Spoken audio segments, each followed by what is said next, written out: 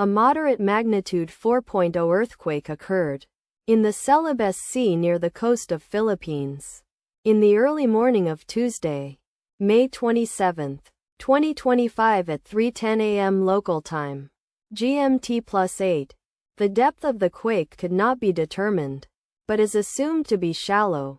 The quake was not felt, or at least not reported so. First to report, PHIVOLCS after 9 minutes. The earthquake occurred 3 hours after a magnitude 4.1 earthquake had hit on Monday, May 26, 2025, at 11:40 p.m. GMT+8 local time, in 7.8 kilometers, 4.9 miles, distance to the southwest. Data source from Volcano Discovery. Did you feel it? Let us pray. May God protect everyone. Amen.